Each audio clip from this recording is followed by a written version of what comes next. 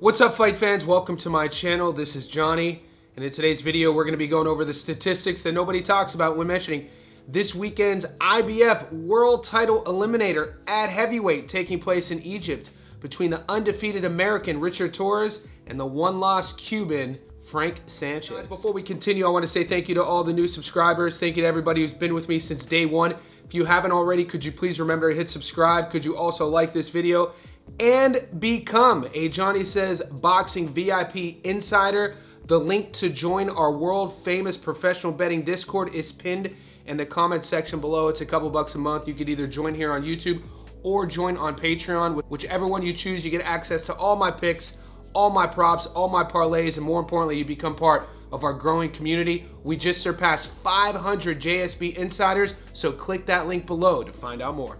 A weekend that's stock chock full of boxing. We have world title fights, we have world title eliminators, we have fights in America and Europe. This fight we're breaking down today in this video, though, takes place at the Giza Pyramids in Cairo, Egypt. It's on that ring card, on the undercard of Usyk versus Rico Verhoeven. Yes, I'm talking about Richard Torrez versus Frank Sanchez. You guys will know both of these guys. This is a typical matchup of career trajectory and opposing contrasted fight styles. This one was fun to break down. So in this video, what we're gonna do is go over both fighters' careers. We're gonna talk a little bit about how they go about their business. And like always, stay tuned to the end of the video. That's where I'll be going over the current Las Vegas odds, and I'll be giving you my prediction, telling you where to put your money. While breaking down Frank Sanchez's tape, the 33-year-old Cuban, known as the Cuban Flash, is an intriguing one. When you look at his resume, he has wins over Efe Ajagba. His one loss a couple years ago, though, I don't want to call it a head scratcher because that's what Ajit Kabiel does, but when you're looking at his film study, go back to 2019, go back to 2020, Frank Sanchez looks like an absolute animal. Optically, how he looked, how he carried his body weight, how he moved. This is a guy who could fight at a couple different ranges. Being a Cuban fighter, you know he's going to be skilled. He's tactical. In this division, what makes him most dangerous isn't only his power, it's his ability to counterbox. He has a high fight IQ, and that version against Howard in 2020, 2021 was so destructive. If you just watch that fight tape, you'd be like, there's no way anyone's beating this guy. As you watch his fights moving forward from 2020, 2021, the fights against Ajit Kabiel, what happened? He gets stopped, he gets dropped. I think that fight ended in the 7th. Optically, his body was changing. He's put on some weight. He said on record he had a knee injury. He wasn't 100%. He said it wasn't meant to be an excuse, but that's why things didn't go his way against Kabiel. Make it however you will. We'll see. He's only fought once since then. So in 2 years, he's only fought 3 rounds. He's listed at 33 years old. At heavyweight, we do know the last thing to go is power. The first things to go are speed. So in his opponent, the 26-year-old undefeated 14-0 silver medal Olympian Richard Torrez, his fans know him as Kiki, he relies on speed. He relies on his reflexes. This is a guy who has an atypical Mexican style. All action in his style is why he's growing his fan base both online and in the ring. He fought a couple times in 2025. He has a good win over Guido Vianella, and he's coming off a stoppage victory in his last fight. On his resume, you'll recognize a few names, some of the sort of usual suspects in the heavyweight division, some gatekeepers, some guys you might not know. There is a fight in the resume that I'll cover a little bit when we go over his resume that's interesting. He beat a guy at the time who was 14-0, and now that opponent has gone on to win 5 in a row. So that win against Brandon Moore has aged well. When people are questioning Kiki Torrez, people are going to say, is he ready for this? Is he world level at 26? He's an undersized heavyweight. Is he going to be able to have enough firepower, conditioning, power to keep up with the Cuban? All will be known in due time. You have your pros and cons with each fighter. Is Frank Sanchez, have we seen the best of him at this age? Is he depleted? Is Kiki Torrez, is he world class? Does he have enough in his short professional pedigree to keep up with a Cuban fighter like Frank Sanchez?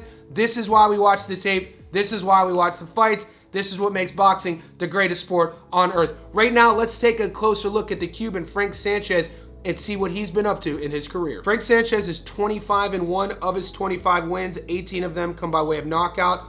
Of his one loss, he got stopped. He's not currently ranked on BoxRec's algorithm at heavyweight due to inactivity. He's fought a career total of 27 fights with 120 pro rounds. He carries in the ring a 72% career knockout to win ratio. His adoring fans know him as the Cuban Flash, and the 6'4" fighter is an orthodox fighter with a 78-inch reach. He lives in Tamarack, Florida, USA. We last saw him fight Echeverria, 18-24, stopped him in the third. Agent KBL, 24-0, he got stopped in the seventh. Junior Fa, 20-2, stopped him in the seventh. Scott Alexander, 17-5, stopped him in the fourth. Daniel Martz, 20-10, stopped him in the first. Go through his fight tape. You'll see what I'm talking about if you've never seen Frank Sanchez fight. He can be technical when he wants to be. He can be patient when he wants to be. If he sees you hurt, he's going to turn it on and be aggressive. At his best, he's countering. He's waiting for you to make mistakes, and then he's going to pour it on. He has power in both hands, and he's a tactical guy. It's what makes him dangerous, especially against a guy in Richard Torrez, who's been known to just run in on the front foot. The knock on Torrez sometimes is he puts himself out of position. Will Sanchez be able to make Torrez pay for those mistakes? Will Torrez roll the dice and try to get Sanchez out of there quickly? We've seen Torrez sprint on the front foot and get early stoppages. This is an exciting fight. If this isn't on your radar, tune into that card. Contrastingly speaking alone, stylistically, it makes it exciting. My hesitation with Frank is he 100%? Is this guy going to be able to turn back the clock and show us the version that he was a few years ago? Is the inactivity gonna show rust in this fight? Because we know with the style, as soon as that bell starts, he's going to be tested not only with his reaction time, but with his volume. And historically, he's not a big volume guy. He averages between 25 and 30 punches per round. He'll have to rely on his technique. He'll have to rely on his power and his accuracy to get things done. Right now, let's take a look at the 26-year-old Mexican-American and see what he's been up to in his career. Richard Torrez is 14-0 with 12 knockouts out of 1,621 fighters in the world at heavyweight. He's ranked number 14. He's fought a career total of 14 fights with 44 pro rounds. He carries in the ring an 86% career knockout to win ratio. His adoring fans know him as Kiki, and the 26-year-old Mexican-American is a 6'2" southpaw with a 76-inch reach. He's from Tulare, California, USA. We last saw him fight Thomas Salek, 23-7, stopped him in the first. Guido Vianello, 13-2, won a UD in the 10th.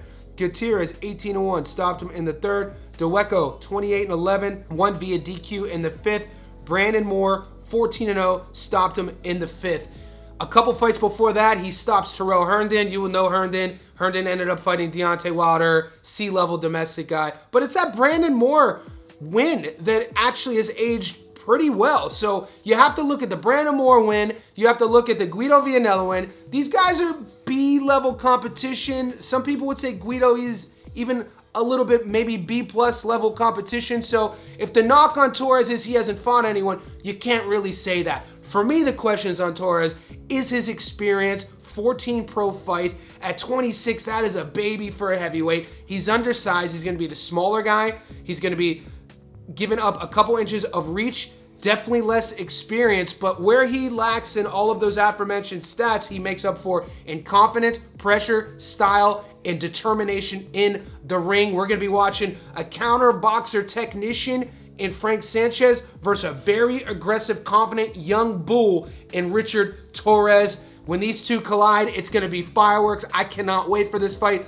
It's one of the fights on my radar this weekend that when it got signed, I was looking most forward to. I always talk about when Richard Torrez is mentioned on my channel. In my opinion, he's America's best chance right now at a young prospect contender at becoming a potential heavyweight champion. This is for the IBF title eliminator. So whoever wins has it all in front of them, and whoever loses, it's going to be a bit of a rebuild. Guys, before I get into the current Las Vegas odds and give you my prediction, I want to remind everybody I do live streams every single day. So in those live streams, I take your questions. We build our long parlays, our props. I give you guys my underdogs of the week. Speaking of that, we hit 15 weeks in a row of correctly picking an underdog of the week. Last week, the rematch in South Africa. Kusei got it done for us, defeating Melvin Jerusalem. So if you're not a JSB insider, be sure to join our growing team. Click the link to find out more. In these Stats Don't Lie edited videos, you're only going to get my money line prediction.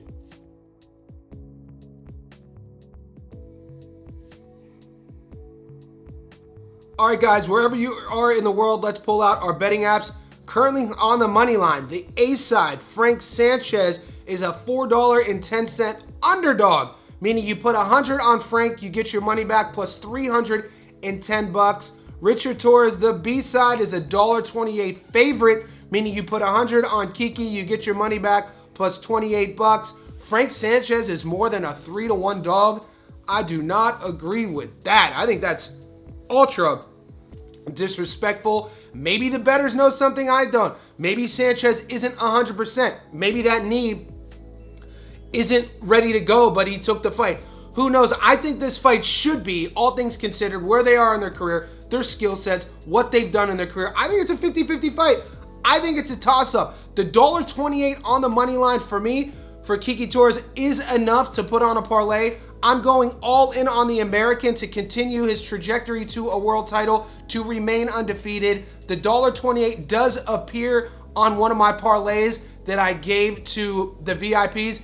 If you're unaware, every ticket I will ever give you, and I post all of my receipts on YouTube, will always be plus money. So we're not just taking Kiki, putting 100 on Kiki to win 28 bucks. What I'm doing is I have to get a little bit sexy to find value for the boys. And if you're still watching this video right now, I say thank you. I'm going to give you free game. Right here on the screen, I'm taking at plus money Kiki Torrez not only to win, but to stop Frank Sanchez. I'm banking on that volume, that pressure, that pace, and that youthful energy to eventually get to Frank Sanchez and drown him and have Kiki Torrez find a stoppage. This is not an echo chamber. In the comment section below, you don't have to agree with me. From the noise of our Discord alone, I know a lot of the boys are torn. In the comment section, leave your receipts. We'll circle the wagons after the fight to have a little bit longer of a discussion to see who's right, who's wrong. Also, if you haven't seen my breakdown, prediction, and analysis of another excellent fight on this card between Jack Catterall and shakurstevenson, stay tuned to the channel because that's coming up right now.